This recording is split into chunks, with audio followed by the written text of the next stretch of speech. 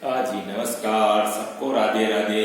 Online class में एक बार फिर आपका स्वागत। आज हम कक्षा 10 विषय गणित, इसके अंतर्गत अध्याय 15 वृत्त की परिधि और क्षेत्रफल, जिसमें हम 15.3 प्रश्नावली का प्रश्न नंबर 6 है।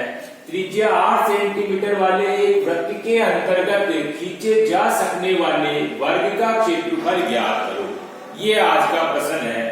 अब इस प्रश्न को हल करने के लिए सबसे पहले एक अच्छा चित्र बना लेते हैं। त्रिज्या हमारे को दे रखी है 8 सेंटीमीटर और इसके अंदर क्या है कि एक वर्ग बनाओ, ठीक है। और हमको क्या पूछ रहा है, ये वर्ग का क्षेत्रफल बराबर ज्ञात करना, ठीक है। तो सबसे पहले हमने क्या किया, एक वृत्त बना लिया, इसके अंदर एक वर्ग बना लिया।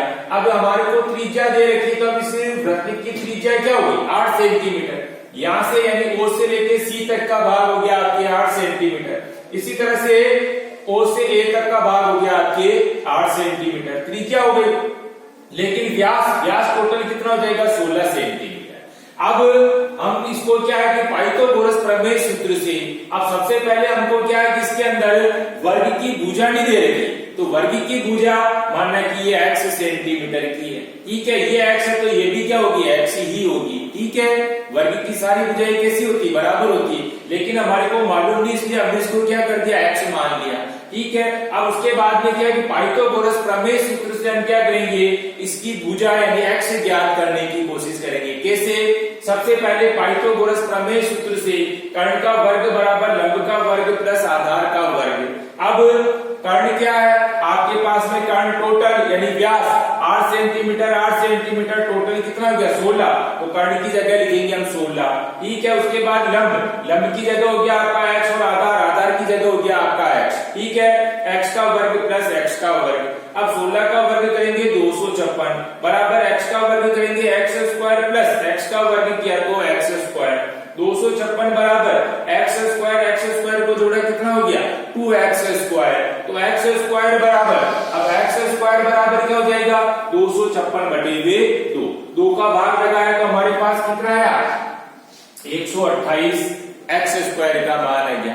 अब x स्क्वायर बराबर, तो x बराबर क्या हो जाएगा, रूट 128। अब 128 के अपन टुकड़े करें, 128 के टुकड़े करें हमारे पास में, तो जोड़ा बनाना, टुकड़े हमारे पास में 2 into 2 into 2 into 2 into 2 into 2 into 2, ठीक है। इस तरह से टुकड़े तो कर लिया, बाद में गुणनखंड कर लेना और 2 का हम क्या करेंगे, इसे जोड़े बना लेंगे। तो जोड़े बनाने पर हमारे पास 2 के 3 जोड़े बन गए, तो 3 बन गए, इसमें से एक, इसमें से एक, इसमें से एक, 2 को बाहर निकाल दिया। और जिसका जोड़ा नहीं बना उसको क्या करेंगे, हम इस तरह से रूट में लिखेंगे।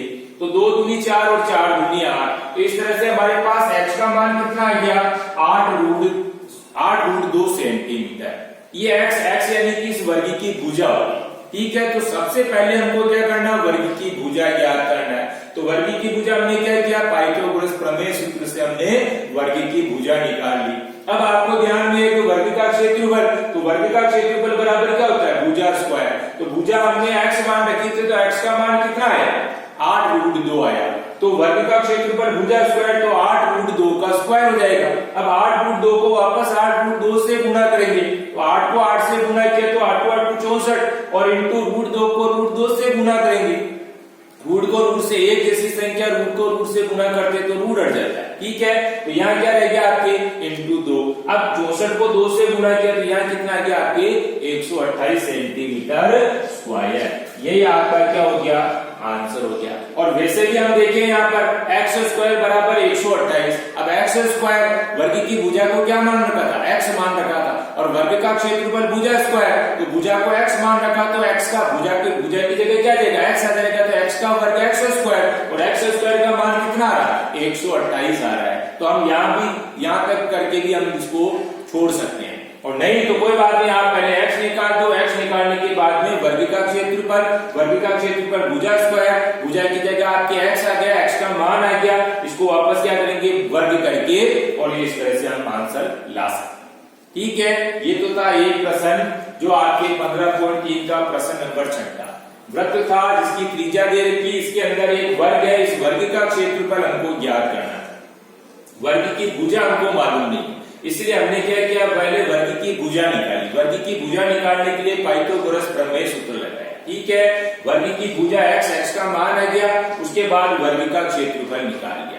दूसरी बात हमारे को यहाँ पर जैसे रूट आ रहा तो रूट 128 के टुकड़े करना, बाद से गुणनखंड करने के बाद जोड़ा बनाना। जोड़ा बन रहा है इस तरह से, उसमें से एक एक संख्या को बाहर निकालना, जिसका जोड़ा नहीं बन रहा उसको रूट में लिखना। ठीक है, अब इसी तरीके से हम 15.3 का 11वां प्रश्न भी देखते हैं। 15.3 का 11वां है R1 व R2 त्रिज्या वाले दो वृत्तों की परिधियों का योग है। R त्रिज्या वाले वृत्त की परिधि के बराबर हो तो सही विकल्प है।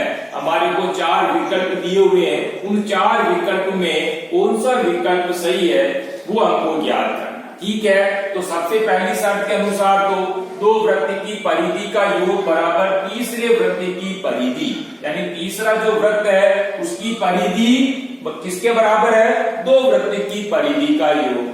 तो वृत्त की परिधि बराबर क्या होता है, 2πr, यानी 2πr प्लस 2πr, लेकिन त्रिज्या ये R1 कर दिया, इसको R2 कर दिया। इन दोनों वृत्त की परिधि का योग किसके बराबर है, तीसरे वृत्त की परिधि के बराबर। तो तीसरे वृत्त पर परिधि बराबर 2πr है, लेकिन इस R को क्या कर दिया हमने, R3 कर दिया। ठीक है, अब देखो आप वापस मान रखेंगे, यहाँ पर दोनों वृत्तों की त्रिज्या, दो वृत्तों की त्रिज्या को एक को तो R1 बता रखा है, एक को R2 बता रखा है। तो हम वापस क्या करेंगे, इस R1 की जगह हम क्या करेंगे, कैपिटल R1 कर देंगे।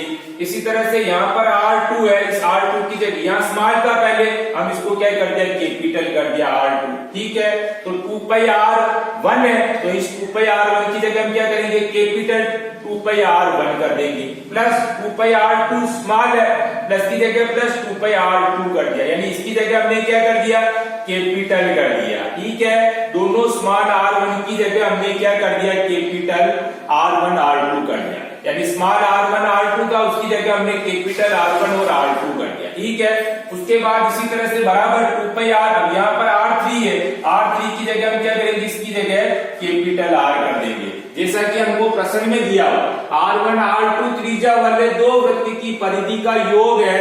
यहाँ पर वापस कैपिटल R त्रिज्या वाले वृत्त की परिधि के बराबर।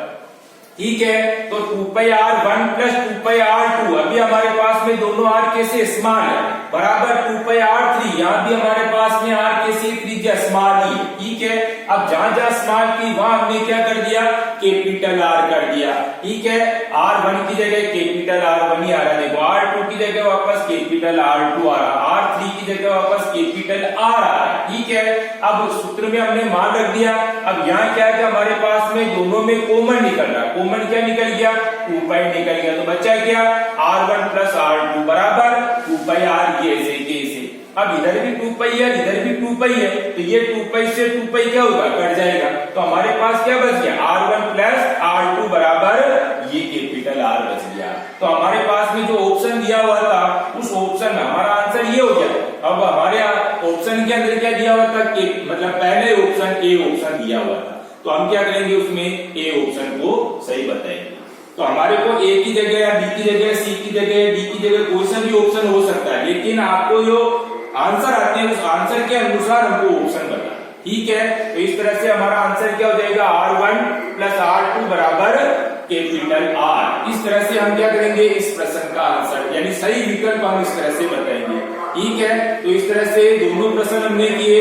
इन दोनों प्रश्नों को क्या करना, HW की कॉपी में भी पहले वीडियो को अच्छी तरीके से देखना है और उसके बाद हमको क्या करना है, इन दोनों प्रश्नों को हल करने की कोशिश करेंगे। धन्यवाद, राधे राधे, जय श्री कृष्णा।